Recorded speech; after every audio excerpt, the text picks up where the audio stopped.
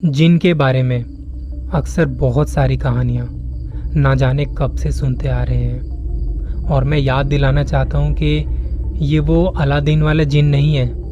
हम जिस जिन की बात कर रहे हैं ये एक अलग ही शक्ति है। एक ऐसी शक्ति जो अगर गलती से भी आपके पीछे पड़ गई तो आपका बचना बहुत मुश्किल है। ये कहानी है अहमद की। 14 साल का अहमद दिल्ली के ओखला में अपने परिवार के साथ रहता था। एक रात उसकी दादी की तबीयत अचानक खराब हो गई। उसके अब्बू ने फोन पर डॉक्टर से बात की और फिर अहमद से कहा कि तू जा केमिस्ट की दुकान पर और वहां से ये दवाइयाँ लेकर आ जा। बात सर्दियों की थी और रात के करीब 11 बज चुके थे। सर्दियों में तो वैसे भी अंधेरा जल्दी हो जाता है और 11 बजे तक तो मानो सन्नाटा पसर जाता है। केमिस्ट की दुकान तो घर से ज्यादा दूर नहीं थी, पर इनके घर से दुकान तक के रास्ते में एक पुराना स्कूल पड़ता था और जो तकरीबन 5-6 साल से बंद पड़ा था। लोग तो दिन में भी उस रास्ते से उस स्कूल के आसपास से निकलने में कतराते थे। ऐसा माना जाता था और वहाँ के लोगों का कहना था कि वहाँ बहुत सारी शक्तियाँ, बुरी शक्तियाँ रहती हैं। अहमद ये सब सोच ही रहा था कि तभी उसके अब्बू ने उसे कहा, तूने सुना नहीं क्या? दादी की तबीयत खराब हो रही है, जाके जल्दी से दवाई लेके आ। अहमद ने डरते हुए कहा, पर अब्बू 11 बज रहे हैं और इतनी रात में, पता है वो दुकान भी यहाँ से दूर है और रास्ते में वो पुराना स्कूल भी आता है, कैसे जाऊं? तब उसके अब्बू ने उसे समझाया कि बेटा ऐसा कुछ नहीं होता, तू अपनी साइकिल ले जा और जल्दी से लौट आना।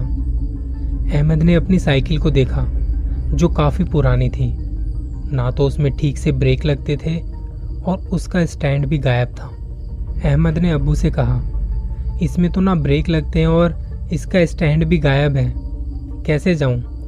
अब्बू ने कहा, तुझे कौन सा कहीं रुकना है और साइकिल खड़ी करनी है, जल्दी जाओ और दवाई लेकर आ। अहमद ने गुस्से में साइकिल को निकाला और जल्दी जल्दी चलाने लगा। वो केमिस्ट शॉप की तरफ जा रहा था। उसे डर तो बहुत लग रहा था, पर वो क्या करता। अभी वो उस स्कूल के पास पहुंचा ही था कि अचानक से उसकी साइकिल खुद रुक गई। उसने पूरी ताकत लगाई पर साइकिल आगे नहीं बढ़ी। ऐसा लगा मानो किसी ने उसकी साइकिल के हैंडल को पकड़ के रखा हो। अहमद को अपने अंदर का वो डर सच होता दिखाई दे रहा था, लेकिन फिर भी अहमद ने पूरी कोशिश की और एक वक्त बाद थककर साइकिल से उतर गया और उसकी साइकिल बिना स्टैंड के भी एकदम सीधी खड़ी थी। अहमद ने कांपते हुए साइकिल को फिर से आगे बढ़ाने की कोशिश की, लेकिन साइकिल 1 इंच भी नहीं हिली। ये सब होता देख उसकी हालत खराब हो चुकी थी। उसने कलमा पढ़ना शुरू किया और साइकिल को आगे बढ़ाने की कोशिश की।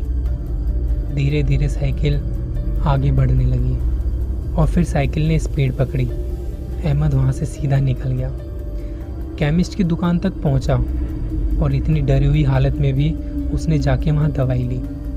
दवाई लेते लेते उसे याद आया कि वो आ तो गया है जैसे तैसे, पर अब जाना भी उसी रास्ते से है, क्योंकि घर जाने का वहाँ बस एक ही रास्ता था। दवाई लेके उसने जैसे तैसे हिम्मत की और साइकिल को लेके घर की ओर निकल पड़ा। स्कूल के पास आते ही उसने जोर जोर से कलमा पढ़ना शुरू कर दिया और इस बार उसकी साइकिल नहीं रुकी। साइकिल इतनी तेज थी कि घर के पास आके भी नहीं रुकी, क्योंकि उसके ब्रेक ठीक से लगते नहीं थे। अहमद सीधा घर के मेन गेट के साथ में जो दीवार थी वहाँ जाके टकरा गया। साइकिल को वहीं छोड़कर वो घर के अंदर भागा। दवाइयाँ अपने अब्बू को पकड़ाई और वो वहीं गिरकर बेहोश हो गया। रात बीत गई और सुबह तक उसे होश नहीं आया। उसका शरीर बुखार से तप रहा था। अहमद के अब्बू ने डॉक्टर को घर बुलाया, पर उनकी पकड़ में कुछ भी नहीं आया कि बुखार है या क्या है। अगले दिन भी जब उसका बुखार नहीं उतरा तो उसके चाचू को कुछ गड़बड़ लगी उन्होंने कहा कि मौलवी साहब को बुला लेना चाहिए। मौलवी साहब आए। उन्होंने अहमद को देखा। उसे छूकर मौलवी साहब ने कहा कि ये किसी जिन का काम है। मौलवी साहब ने जैसे तैसे करके अपनी पूरी ताकत लगा के अहमद में से उस जिन को निकाल दिया, और जिसके बाद अहमद को होश आया और उसने अपने घर वालों को उस रात की सारी कहानी बता दी। कुछ जगहों के साथ ऐसी कहानियाँ जुड़ी होती हैं जिन पर यकीन करना आसान नहीं होता।